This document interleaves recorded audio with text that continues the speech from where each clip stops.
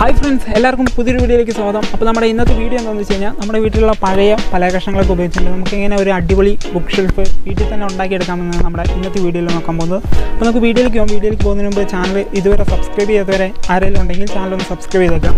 നമുക്ക് നേരെ വീഡിയോയിലേക്ക് പോകാം.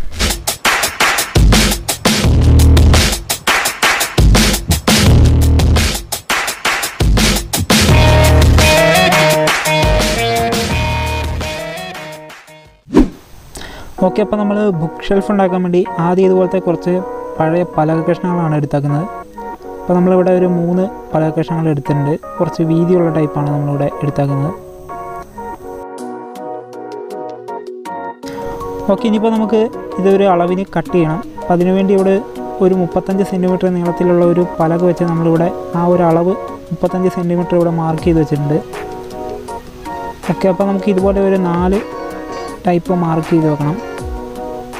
ഓക്കെ, ഇപ്പോൾ ഇതുപോലെ നമ്മളിവിടെ 2 എണ്ണം മാർക്ക് ചെയ്തിട്ടുണ്ട്. ഇതുപോലെ ഒരു 4 എണ്ണം നമ്മൾ മാർക്ക് ചെയ്ത് അത് ഇതുപോലെ കട്ട് ചെയ്തെടുത്തിട്ടുണ്ട്. ഓക്കെ, അപ്പോൾ ഇതേപോലെ 4 എണ്ണം നമ്മൾ കട്ട് ചെയ്ത് വെച്ചേക്കുന്നതാണ്. ഓക്കെ, ഇനിയിപ്പോൾ നമുക്ക് വേണ്ടത് ഒരു 50 സെൻറ്റിമീറ്റർ നീളത്തിലുള്ള വേറെ ഒരു പലക കഷ്ണമാണ്. അപ്പോൾ നമ്മൾ ഇതേപോലെ കട്ട് ചെയ്ത് വെച്ചിട്ടുണ്ട്. ഇത്ര നീളം വ്യത്യാസമുണ്ട്. ഇനി നമുക്ക് വേണ്ടത് ഒരു 70 സെൻറ്റിമീറ്റർ നീളത്തിലുള്ള വേറെ ഒരു പലക കഷ്ണം കൂടെ വേണം. അപ്പോൾ നമുക്ക് മൊത്തത്തിൽ 6 പല കഷ്ണങ്ങളാണ് ഇവിടെ നമ്മൾ കട്ട് ചെയ്ത് വെച്ചേക്കുന്നത്. അത് ഇതേപോലെ അളവിനും വ്യത്യാസമുണ്ട്. അപ്പോൾ നമ്മൾ എല്ലാ പല കഷ്ണങ്ങളും ഇതേപോലെ അളവിന് കട്ട് ചെയ്ത് വെച്ചിട്ടുണ്ട്.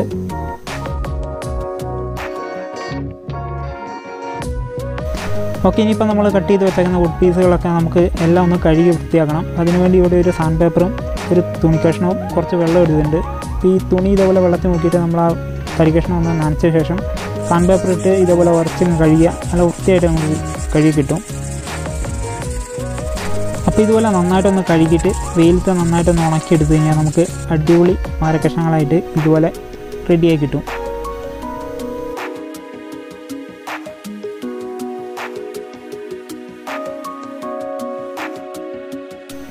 ഓക്കെ, ഇനിയിപ്പോൾ നമുക്ക് ഈ പലകൾ തമ്മിൽ ജോയിൻ്റ് അടിച്ചെടുക്കണം. അപ്പോൾ അതിനു വേണ്ടി നമ്മൾ ആ നീളം കൂടിയ 2 പലകൾ ഇതുപോലെ എടുക്കുന്നുണ്ട്.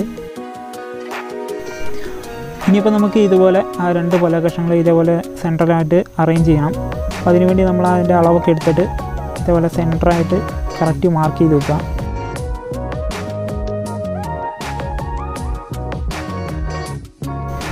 അപ്പോൾ നമ്മൾ ഇതുപോലെ സെൻറ്ററാക്കി വെച്ച ശേഷം ഇതേപോലെ ആണി അടിച്ച് നമുക്കൊന്ന് ജോയിൻ്റ് ആക്കിയെടുക്കാം.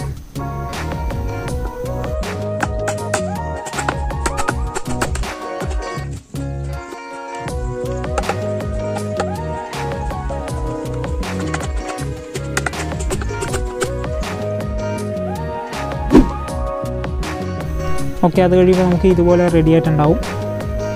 ഇനിയിപ്പോൾ നമുക്ക് ഇതിലേക്കുള്ള ജോയിൻറ്റും കൂടെ റെഡിയാക്കണം. അതിനുവേണ്ടി നമ്മൾ നേരത്തെ കട്ട് ചെയ്ത് വെച്ച ആ ചെറിയ, അതായത് 35 സെൻറ്റിമീറ്റർ നീളത്തിലുള്ള 4 കഷ്ണങ്ങളിൽ 2 കഷ്ണം നമുക്ക് എടുക്കാം. ആ 2 കഷ്ണം ഉപയോഗിച്ചിട്ട് നമുക്കൊരു T ഷേപ്പിലൊന്ന് ജോയിൻ്റ് അടിച്ചെടുക്കണം.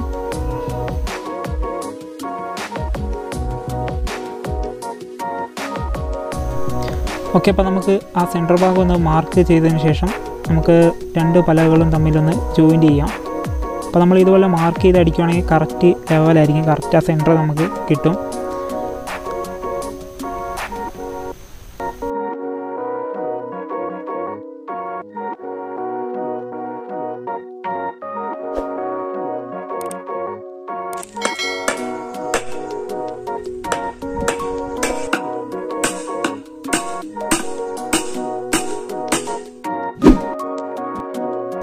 ജോയിൻ്റ് അടിക്കുമ്പോൾ നല്ല ടൈറ്റായിരിക്കാൻ വേണ്ടിയാണ് നമ്മളിവിടെ ആണി തന്നെ യൂസ് ചെയ്തത്.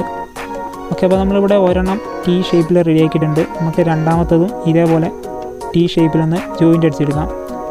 അപ്പോൾ ഇതേപോലെ 2 T ഷേപ്പിൽ നമ്മൾ ആ 2 പലകളും ഇതേപോലെ ജോയിൻ്റ് അടിച്ച് വെച്ചിട്ടുണ്ട്.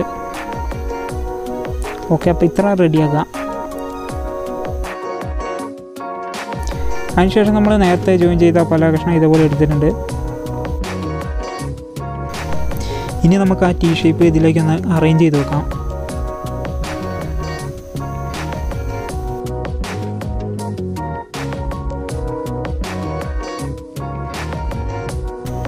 അത് നമ്മൾ കറക്റ്റായിട്ട് അറേഞ്ച് ചെയ്ത ശേഷം ഈ ഒരു ഷേപ്പിലായിരിക്കും ഇരിക്കുക.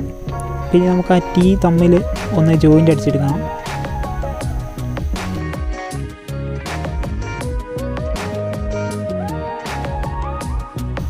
അപ്പോൾ നമ്മൾ ഇതുപോലെ കറക്റ്റ് വെച്ചതിന് ശേഷം ആണി അടിച്ച് ജോയിൻ ചെയ്യാം.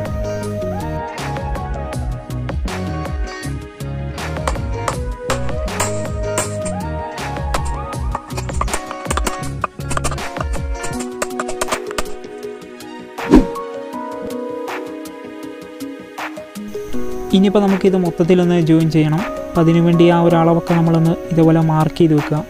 കറക്റ്റ് പൊസിഷൻ ഒന്ന് മാർക്ക് ചെയ്യുക. എന്നിട്ട് നമുക്ക് ആണി അടിച്ചൊന്ന് ജോയിൻ ചെയ്യാം. അപ്പോൾ നമ്മളിവിടെ മാർക്ക് ചെയ്ത ഏരിയകളിലൊക്കെ ആണി അടിച്ച് വെച്ചിട്ടുണ്ട്. ഇനി നമുക്കിത് മൊത്തത്തിലൊന്ന് ജോയിൻ ചെയ്യാം.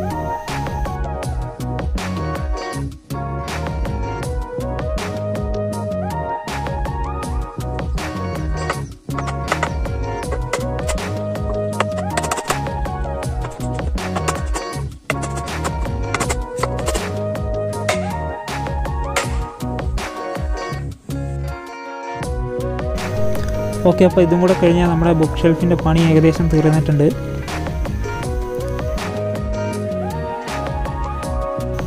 അപ്പോൾ ഇങ്ങനെയായിരിക്കും നമ്മുടെ ബുക്ക് ഷെൽഫ് സെറ്റ് ചെയ്യുന്നത്.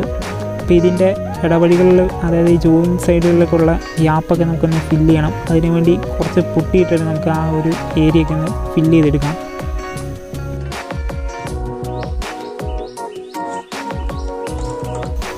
അപ്പോൾ ചെറിയ പൊട്ടുള്ള ഏരിയകളിലും ചെറിയ ഓട്ടമുള്ളതും ചെറിയ ജോയിൻ്റ് ഏരിയകളിലൊക്കെ നമുക്ക് ഇതുപോലെ കുറച്ച് പുട്ടിയിട്ടിട്ടൊന്ന് സെറ്റാക്കി എടുക്കാം.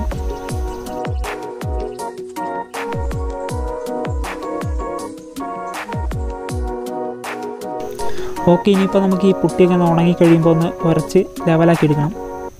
ഓക്കെ, അപ്പോൾ നമ്മൾ പൊടിയൊക്കെ ഒന്ന് തുടച്ച് സെറ്റാക്കി വെച്ചിട്ടുണ്ട്. പുട്ടിയൊക്കെ കളഞ്ഞ് ലെവലാക്കിയിട്ടുണ്ട്. ഇനി നമുക്കിതിൽ പെയിൻ്റ് അടിക്കാം. ഇപ്പോൾ ഇവിടെ നമ്മൾ ഒരു ഇനാമൽ പെയിൻ്റാണ് അടിക്കുന്നത്. വുഡിൻ്റെ ഇനാമൽ പെയിൻറ്റ്, ബ്രൗൺ കളറുള്ള ഒരു ഇനാമൽ പെയിൻ്റാണ് നമ്മൾ ഇവിടെ അടിക്കുന്നത്. അപ്പോൾ നമുക്ക് ഫസ്റ്റ് കോട്ട് മൊത്തത്തിലൊന്ന് ഇനാമൽ അടിച്ചെടുക്കാം.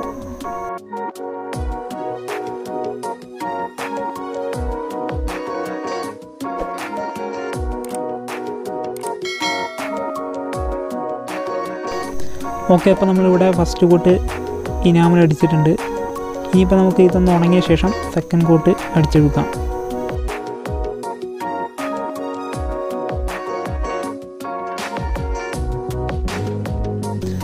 അപ്പോൾ നമ്മൾ ഇതുപോലെ സെക്കൻഡ് കോട്ട് അടിക്കുമ്പോഴേക്കും കറക്റ്റ് ആ മൊത്തത്തിൽ ആ ഒരു കളറൊന്ന് ഫില്ലായി കിട്ടുക.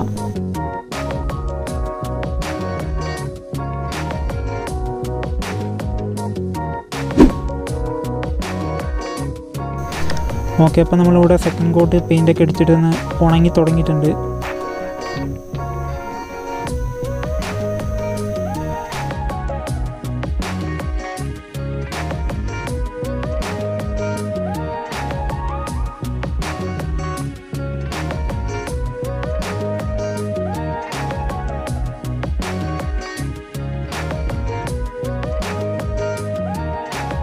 അങ്ങനെ മൊത്തത്തിൽ നമ്മുടെ ബുക്ക് ഷെൽഫിൻ്റെ പണിയെല്ലാം കഴിഞ്ഞ് അടിപൊളിയായിട്ടുണ്ട്. അപ്പോൾ ഇതുപോലെ നമ്മൾ ഒരു അടിപൊളി ബുക്ക് ഷെൽഫ് സിമ്പിളായിട്ട് സെറ്റ് ചെയ്തിട്ടുണ്ട്.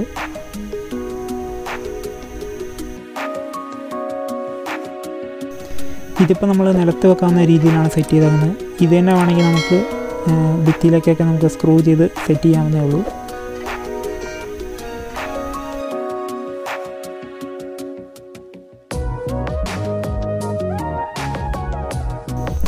അപ്പോൾ ഇതാണ് നമ്മുടെ ട്രീ മോഡലിലുള്ള ബുക്ക് ഷെൽഫ്.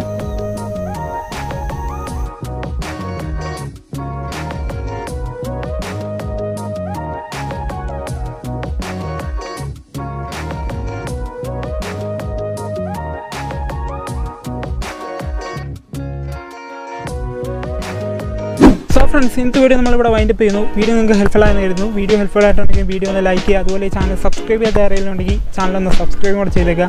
അപ്പോൾ നമുക്ക് പുതിയൊരു വീഡിയോ കാണാം. ബൈ.